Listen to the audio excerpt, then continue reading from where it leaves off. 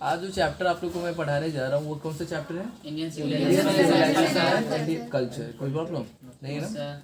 ये सिविलाइजेशन की मतलब क्या होती है?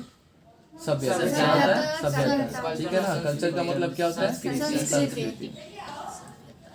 Line by line Hindi explanation है आपके नोट्स में। Mohandas Karamchand Gandhi, birth 1869, death 1948। मोहनदास करमचंद गांधी के जन्म 1869 में हुई थी और 1948 में इस पृथ्वी को छोड़कर चले गए।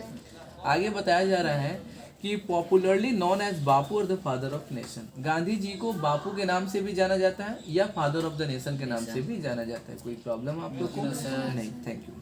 Was more a spiritual leader than a politician. एक पॉलिटिशियन होने के नाते नाते पॉलिटिशियन के साथ साथ एक स्पिरिचुअल व्यक्ति भी थे, आध्यात्मिक व्यक्ति थे। भगवान से इनका काफ़ी लगाव रहता था।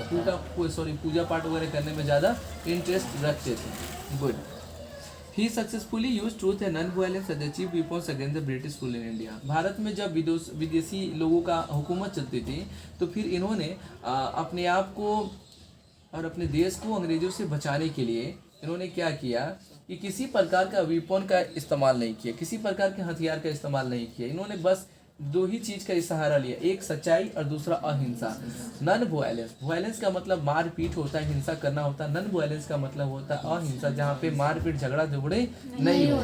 ठीक है, इन्होंने सच्चाई और अहिंसा के को अपना हथियार बनाया और अंग्रेजों से लड़े और फिर क्या किया? अंग्रेज को भारत छोड़कर भागना पड़ा।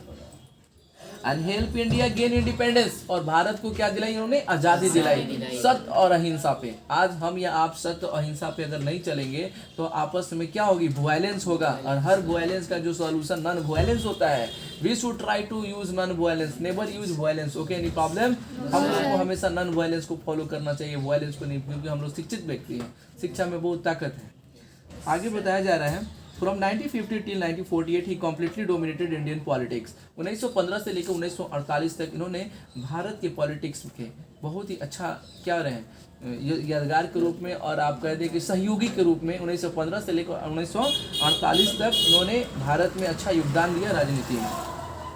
आगे गांधी जी के बारे में बताया जा रहा है कि dad at the hands of the fanatic on 30 जनवरी 1948। 30 जनवरी 1948 को एक कट्टरपंथी के द्वारा नाथूराम गॉडसे का नाम सुना ही होगा आपने, उसने गोली मार दिया गांधी जी को। उनके द्वारा जो है क्या कर दिया गया? उनको गोली मार दिया गया गांधी जी को। ठीक है, आगे बताया जा रहा है my experiment with truth and the numerous articles that he wrote for young India. कहा जाता है, गांधी जी कहते हैं कि मेरी जो आत्मकथा है, माई एक्सपेरिमेंट जो ट्रूथ है, मेरी जो आत्मकथा है वो एक किताब में है। उस किताब का नाम है माई एक्सपेरिमेंट विथ ट्रूथ। ठीक है, उस किताब में उनकी पूरी जीवनी कहानी है, मतलब उनकी पूरी जीवनी है। आगे कह रहे हैं कि मैंने यंग लोगों के लिए, भारत के युवाओं के लिए बहुत सारी छोटी छोटी कहानियां लिखा हूँ, आर्टिकल लिखा हूँ, उसको पढ़ना चाहिए।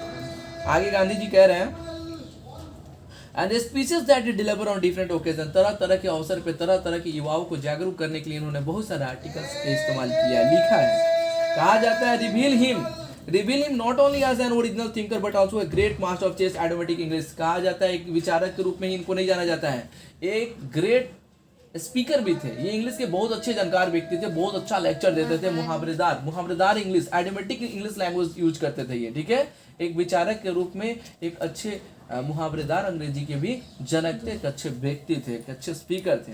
कहा जाता है आगे in the following extract Indian civilisation and culture. Indian civilisation culture ये भाषण का एक टुकड़ा है। इस टुकड़ा में गांधी जी ने भारत की जो सभ्यता है और जो संस्कृति है वो पहले क्या थी, आज क्या है और आगे क्या रहेगी, उसके बारे में ही बातचीत कर रहे हैं। Gandhi ji talks about the sound foundation of Indian civilization. Gandhi ji कहते हैं कि भारत की जो सभ्यता है वह बहुत ही अच्छी सभ्यता है। भारत की सभ्यता का कोई भी मुकाबला नहीं कर सकता। भारत की सभ्यता ऐसी सभ्यता है जो दुनिया के किसी भी कोना में जाइएगा कि इसको कोई दबा नहीं सकता, इसको टक्कर देने वाला कोई नहीं है। क्यों पड़े हो चक्कर में?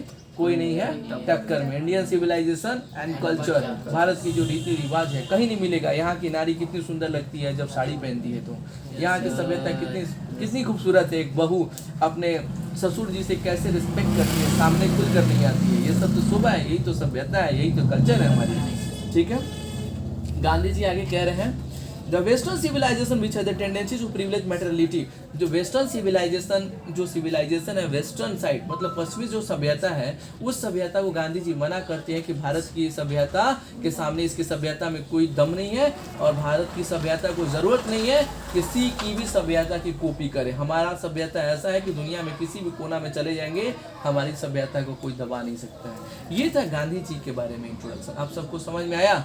आप पढ़ के समझा सकते हैं ना? कोई प्रॉब्लम नहीं है ना?